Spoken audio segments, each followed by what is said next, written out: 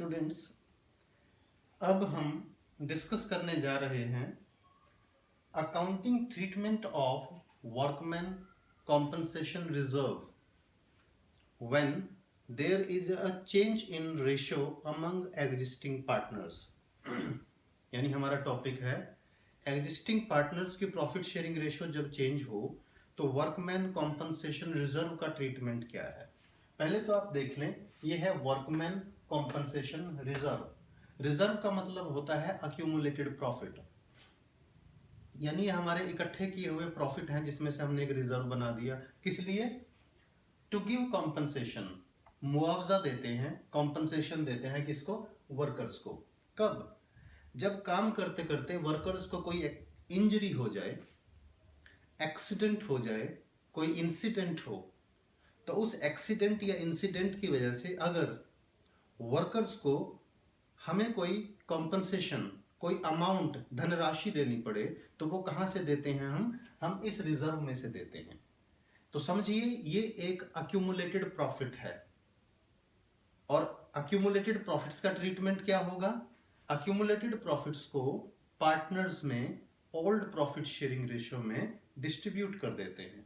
मगर ध्यान ये रखना है कि जिस दिन प्रॉफिट शेयरिंग रेशियो चेंज हो रही है, क्या उस दिन इस रिजर्व में से हमने वर्कर्स को कोई लाइबिलिटी पे करनी है? यानी उस दिन हम इवेल्युएट करेंगे, देखेंगे कि आज की डेट में क्या वर्कर्स के लिए कोई लाइबिलिटी अराइज हुई है, जिसे क्लेम फॉर वर्कर्स कॉम्पनसेशन बोलते हैं। हमें वो देखना होगा। इसलिए इसकी डिफरेंट सिचुएशंस हैं। हमने इसके दो केस तैयार किए हैं। फर्स्ट केस क्या है, देखिए, when claim against workman compensation reserve does not exist. यानी क्वेश्चन में रिजर्व दिया हुआ है, लेकिन जिस दिन रेशियो चेंज हो रही है उस दिन हमने वर्कर्स को कोई क्लेम नहीं देना, किसी तरह की लाइबिलिटी नहीं है, यानी इस रिजर्व के अगेंस्ट इसमें से किसी को कुछ नहीं देना। सेकंड केस क्या है, देखिए, when claim against workman compensation reserve exist. यानी जो रिजर्व है उस रिजर्व में से कुछ क्लेम की पेमेंट करनी है, यानी वर्कर्स के लिए एक क्लेम फॉर कॉम्पनसेशन एग्जिस्ट कर रहा है, यानी रिजर्व भी है और उसमें से हमने वर्कर्स को क्लेम भी देना है। ये हमारा केस नंबर 2 है। तो चलिए सबसे पहले केस नंबर 1 को डिस्कस करते हैं। Case number 1, when claim against workman compensation reserve does not exist.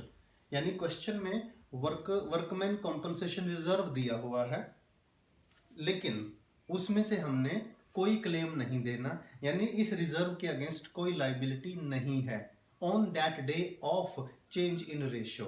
तो क्या करेंगे? इस रिजर्व को हम पार्टनर्स में ओल्ड प्रॉफिट शेयरिंग रेशियो में डिस्ट्रीब्यूट कर देंगे। इसकी जर्नल एंट्री देखिए क्या होगी। Workman compensation reserve account debit to partners capital. अगर कैपिटल अकाउंट फिक्स है तो करंट अकाउंट हो जाएगा, करंट अकाउंट्स। जर्नल का पूरा फॉर्मेट बनाकर, परफॉर्मा बनाकर उसमें हम ये जर्नल एंट्री करेंगे। देख लीजिए दोबारा, वर्कमैन कॉम्पनसेशन रिजर्व, क्योंकि रिजर्व और प्रॉफिट्स का क्रेडिट बैलेंस होता है, जब इसे डिस्ट्रीब्यूट करेंगे पार्टनर्स में तो ये डेबिट हो जाएगा। Reserve debit to partners capital और करंट अकाउंट्स, और ये ओल्ड रेशियो में होगा, रिमेंबर। ये हमारा केस 1 है कि workers compensation, workman compensation reserve given है, लेकिन इसमें से कोई लाइबिलिटी पे नहीं करनी, तो सारा का सारा रिजर्व पार्टनर्स में डिस्ट्रीब्यूट कर देंगे। अब केस नंबर 2 और उसकी डिफरेंट सिचुएशन देखिएगा। केस नंबर 2, केस नंबर 2 क्या है, देखिए, थोड़ा सा चेंज हो जाएगा। When claim against workman compensation reserve exist, यानी जिस दिन प्रॉफिट शेयरिंग रेशियो पार्टनर्स की चेंज हो रही है, क्वेश्चन में रिजर्व दिया हुआ है, लेकिन उस रिजर्व में से हमने कुछ लाइबिलिटी भी पे करनी है। किसको? वर्कर्स को। तो इसके डिफरेंट सिचुएशन बनेंगी। देखिए, फर्स्ट सिचुएशन क्या है? Situation number 1, when claim is equal to workman compensation reserve. यानी जो क्लेम का अमाउंट है वो रिजर्व के बराबर है, यानी जितना रिजर्व है और उतने अमाउंट का ही हमारा क्लेम है। यानी रिजर्व का तो पूरे का इस्तेमाल कहाँ हो जाएगा? क्लेम की पेमेंट करने में हो जाएगा। समझ लो इस बात को। मैं एक एग्जांपल लेकर चलता हूं। मान लो हमारा रिजर्व है 90,000 रुपीज और इसमें से वर्कर्स को भी हमने 90,000 रुपीज पे करने हैं। इसका मतलब रिजर्व का पूरे का यूज हो गया, वर्कर्स को लाइबिलिटी क्लेम पे करने में हो जाएगा। तो हमें क्या करना होगा? यानी रिजर्व को यूज करो क्लेम के लिए। तो हमारी जनरल एंट्री देखिए क्या होगी इसमें, workman compensation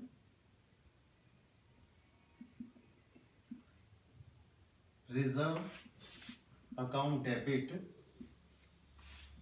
to provision for workman compensation claim account 90,000 rupees. यानी पूरे का पूरा रिजर्व किस लिए यूज होने वाला है? इस लाइबिलिटी की पेमेंट करने के लिए। इस रिजर्व को हमने लाइबिलिटी में ट्रांसफर कर दिया। तो ये सिचुएशन नंबर 1 है। अब सिचुएशन नंबर 2 देखिएगा। सिचुएशन 2,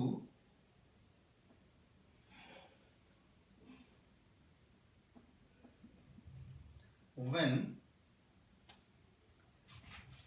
अमाउंट ऑफ क्लेम, यानी जो क्लेम है, it is less than workman compensation reserve. यानी जो हमारा क्लेम का अमाउंट है वो रिजर्व से कम है। एग्जाम्पल वही चल रहा है हमारा। देखिए, मान लो वर्कमैन कॉम्पनसेशन रिजर्व है 90,000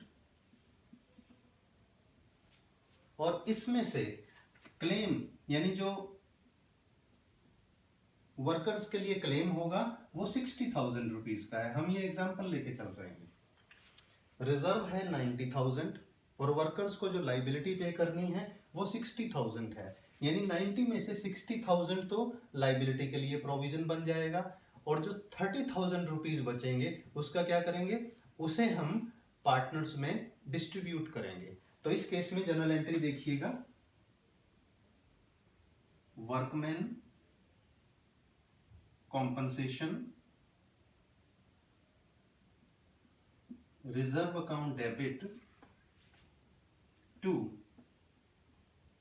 provision for workman compensation claim account. देखिए, रिजर्व है 90,000 का, इसमें से 60,000 का क्लेम देना है, हमने उसका प्रोविजन बना दिया और 30,000 रुपीज पार्टनर्स में डिस्ट्रीब्यूट हो जाएंगे टू पार्टनर्स कैपिटल, या कैपिटल अकाउंट फिक्स है तो करंट अकाउंट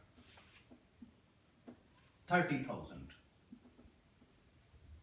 ये जो 30,000 डिस्ट्रीब्यूट होगा ये ओल्ड रेशियो में होगा।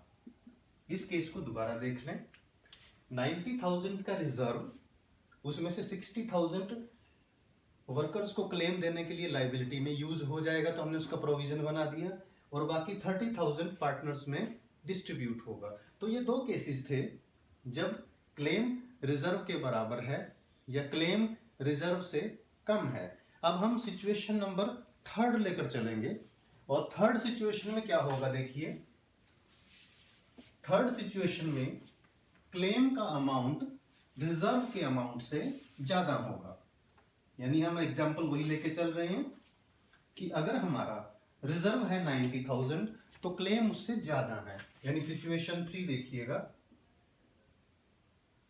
Situation 3, when claim is more than workman compensation reserve. अब देखिए हम इसमें अमाउंट लेकर चल रहे हैं, मान लीजिए क्लेम का अमाउंट है 1,50,000, लेकिन हमारा जो वर्कमैन कॉम्पनसेशन रिजर्व है, हम जो एग्जांपल लेके चल रहे हैं, वो है ओनली 90,000 रुपीज। समझिए, यानी हमारा रिजर्व कम है और उसमें से जो प्रोविजन बनाना है, लाइबिलिटी की पेमेंट करनी है आने वाले टाइम में, वो ज्यादा है। इसका मतलब 60,000 का और लॉस हो गया, हमारे 90,000 रुपीज कम पड़ गए, हमें और कॉम्पनसेशन देना होगा। जनरल एंट्री देखिएगा ध्यान से, जनरल एंट्रीज इसमें 2-3 होंगी बल्कि, workman compensation reserve account debit, reserve है 90,000 का। अब मैं एक लाइन छोड़ रहा हूं, देखिए आपको समझाने के लिए, नीचे आएगा to provision for workman compensation claim account, ये 1,50,000 है। अब हमने प्रोविजन यानी लाइबिलिटी अराइज हो गई 1.5 लाख रुपए की, और हमारे पास तो सिर्फ 90,000 है, तो 60,000 कहां से आएंगे, उसे हम रीवैल्यूएशन अकाउंट से रिकवर करेंगे, यानी डेबिट कर दिया जाएगा, रीवैल्यूएशन अकाउंट डेबिट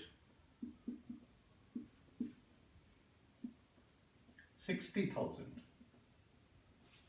दोबारा देख लें, 90,000 हमारे पास रिजर्व बनाया हुआ था, यानी प्रॉफिट इकट्ठा किया हुआ था, लेकिन लॉस हो गया, यानी लाइबिलिटी हो गई उससे ज्यादा, तो उसे लॉस मानकर कहां ट्रांसफर करेंगे, रीवैल्यूएशन अकाउंट में डेबिट कर दिया जाएगा। अब देखिए यहां एक नया अकाउंट आ गया हमारा, क्या, रीवैल्यूएशन अकाउंट। ये लॉस हो गया, और आप जानते हैं बिजनेस में अगर कोई प्रॉफिट या लॉस हो तो वो कहां जाता है, वो पार्टनर्स में डिस्ट्रीब्यूट हो जाता है ओल्ड प्रॉफिट शेयरिंग रेशियो में।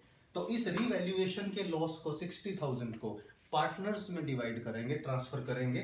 उसके लिए एंट्री देखिएगा, पार्टनर्स कैपिटल और current, partners capital account debit 60,000 जो लाइबिलिटी इंक्रीज होने की वजह से लॉस हुआ, टू रीवैल्यूएशन अकाउंट